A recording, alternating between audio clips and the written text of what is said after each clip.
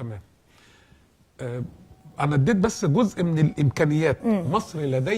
مصر لديها في حته اسمها ابو زنيمه في سيناء. دي المفروض تتعمل محافظه لوحدها اللي هي تبقى وسط سيناء. ابو زنيمه في سيناء. في سيناء. دي تتعمل محافظه لوحدها تبقى وسط سيناء، هي بين الشمال والجنوب، هي جايه كده في النص.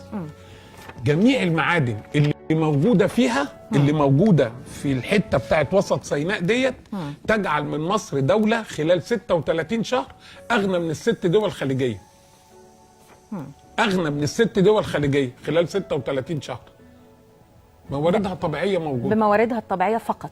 مش عاوزين حاجه يعني مجرد استغلال هذه الموارد. استغلال هذه الموارد استغلها بايه؟ اطلع قرار اداري يطلعه وزير الصناعه والتجاره، مش حتى محتاجه لا رئيس وزراء ولا رئيس جمهوريه ولا دستور ولا مجلس، لا لا لا، الناس دول الطيبين خليكم عم مكان. اطلع قرار من 5 كلمات. ممنوع تصدير اي مواد خام. ال5 كلمات دولت من المنطقه دي يعمل لي 43 مليار دولار سنويا، ويوفر لي 1.5 مليون فرصه عمل. مش هو ده كلام واقع. هو دي يبقى احنا يعني رايحين نجرب؟ لا لا لا، ده واقع. هدي مثل بسيط قوي علشان تعرفي مدى الامكانيات. المنطقه دي فيها رمل زجاجي درجه نقائه 98.5%.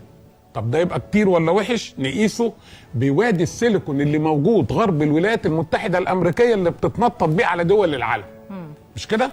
درجه نقاء هناك 69.5%، انت 98.5. حاجه محترمه. تمام. انا بصدره بالطن لان انا راجل خام. احنا ناس خام هنا، بنصدره بالطن كده خام. الطن ب 12 دولار. ياخدوه 3 دول مننا، اكبر 3 دول، هو دول كتير بس اكبر 3 دول تركيا وايطاليا واسرائيل.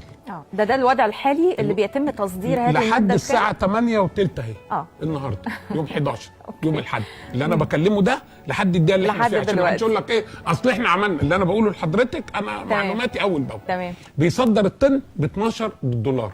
تاخدوا ال3 دول دولت يعملوا منه 3 مراحل. اول مرحله غسيل في قلب البحر، ميه البحر، عشان يفصل ال1.5% عن ال98.5%. مش كده؟ يرجع احنا نشتريه منه بعد الغسيل ب 230 دولار الناتج من الطن اللي انا بعته له ب 12. يا نهار ابيض. لا يا نهار اسود، ابيض منين؟ ابيض، ده تفاؤل برضه. لا، ما انا ما احب. السؤال بقى، طب هو بيتغسل، المكنه اللي بتغسله دي مثلا ب 6 مليار، ما نشوف ممكن تكون مكنه غاليه انا مش قادر اجيبها. ما هو ده سؤال برضو. يعني هي دوله قادره على انها تعمل منه شيء، انا دوله قادره ان انا اعمل كده؟ لا مش الدوله، لا مش الدوله. طيب احنا كده في الاستوديو نلم من بعضينا 2 مليون دولار. 2 مليون دولار يعني بتتكلمي في 15 مليون جنيه مصر. يعني لو المبنى هنا كل واحد اتبرع ب 100 جنيه نجيب المكنه دي، نعمل الليله دي، يبقى المدخلات، ابقى انا ما صدرتش ماده خام وقمت باول مرحله اللي هي الغسيل فقط. دي اول مرحله. طب المرحله الثانيه ايه؟ ان انا اعمله ازاز البنور ده يطلع من الطن منتجات ب 2000 دولار. طب اسرائيل بتعمل كده؟ لا، اسرائيل ناس معلمين ولازم اتعلم من عدوي، ما هوش عيب. صحيح طبعا. بتعمل شرايح الكمبيوتر واللي داخل جميع الصناعات الحربيه، بشتري منها منتجات الطن ب 23,000 دولار اللي انا بيعه لها ب 12.